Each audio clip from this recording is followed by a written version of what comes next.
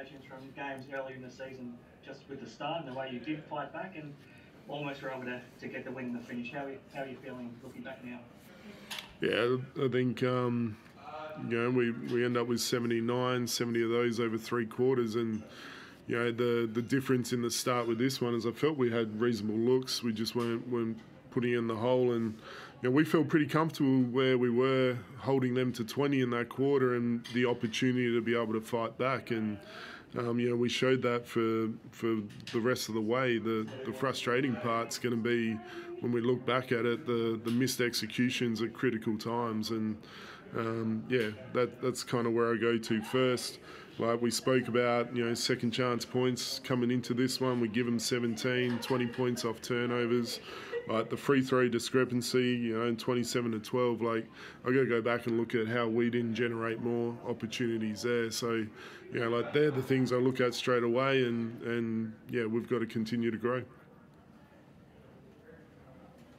It felt like you completely turned the momentum back your way, and the man next to you was a key part of that sort of by halfway through the fourth quarter. How were you not able to finish the job from there? Because it felt like everything was sort of trending in your direction.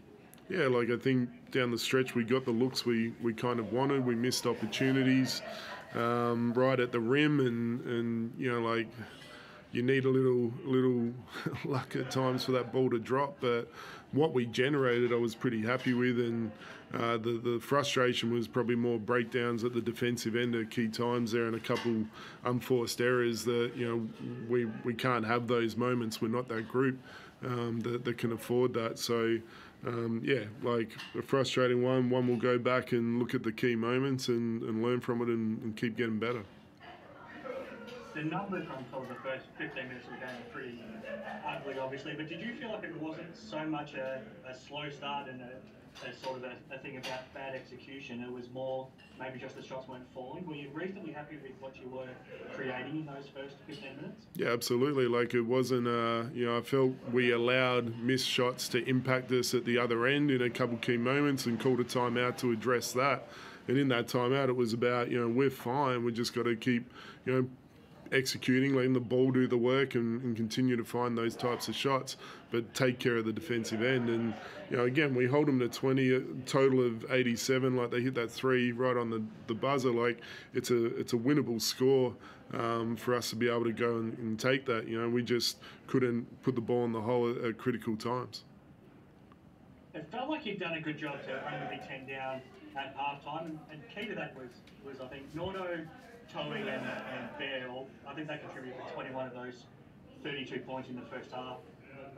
Those guys were huge in just keeping you in the game.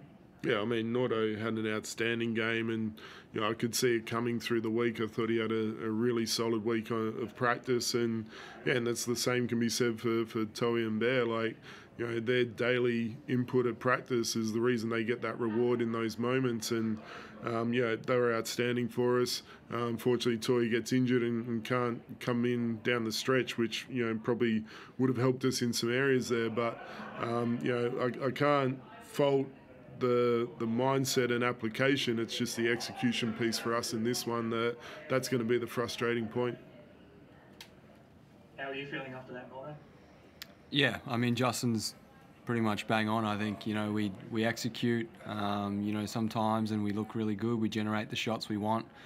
They just didn't fall. That first or second time out in the first quarter, Bear was bang on. He was like, look, it's a winnable score. We're keeping them to. Shots will drop. We just got to keep executing, and that's something that we focused on, and it's really good to have his input. Being a former player for them and a championship player as well. So he's bang on, and I thought we responded well out of the timeout. When you only score, I think it was 9 points in the first 30 minutes of the game, how do you stay focused on trusting the process and trusting that you are creating the right looks, and then eventually things will turn like they did? When you're out on the court, how do you make sure you stay focused?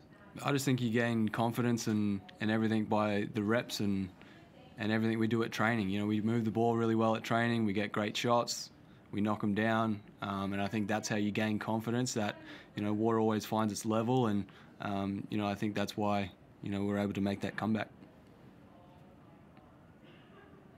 You had a hell of a captain's game yourself. Is it tough to be too happy with that, given you lost the game, and obviously as the captain, winning is what matters. I mean, how do you sort of separate the fact that you played well yourself with the fact that you didn't quite win the game? I mean, it's pretty easy. Like you said, we didn't get the win, so that's something, you know, this club is priding themselves on, is winning ball games, and it doesn't matter who does it, or, you know, we want to do it by a committee, and you know, I managed to put some points on the board, but we didn't get the win, so that's the thing that matters the most. And we'll go back and look at film at how we can get different guys into their spots and shots, and then from there we'll move forward. I've had a chat to Justin about this. Interested from a player's point of view, is it tough to build momentum when you've got, you know, 6, 7, 8, 9, as it was, you know, this week, 9 days in between games? Is it tough to build momentum from week to week when you've got so much time in between games in this patch to start the season? I just think it's difficult to get momentum in this league, full stop. You know, this league is talented. You know, every team can beat anyone on any given night, and I think that's something that, you know, you really got to lean into the week that we had. You know, were we solid on each possession of every day? Were we treating it like it was Game 5 of a grand final, or were we just floating through a little? And I think, you know, only individuals can answer that themselves. And yeah, from there, I think it's, you know, it's any given night, anyone can beat anyone, like I said. You were pretty happy with the week's preparation, Justin. Do you keep things similar this week leading into going up to Cairns next Saturday? Yeah, absolutely. Like, where I'm happy is like our consistency is getting better and better, but we're not a finished product. So I'm always going to ask more and more of our group, and, you know, Nordo touched it on there. Like, you know, we need to keep challenging ourselves every moment to keep pushing forward. And we know there's potential in this group, and we've said it before, but that's a dangerous thing until we find that level. And you know, that's our challenge right now, to go back to work, to keep those habits as consistent as we want them, and then put ourselves in a position to be able to go get a road win in Cairns. I want to ask you about Tyrell. I mean, he's become the main focus of every opposition's defence right now. He's getting massacred. I mean, to be fair, he only goes to the foul line twice for the entire night tonight. I mean, how do you try to still take advantage of him when he's such a target of what the opposition's doing? They were definitely your words, not mine. But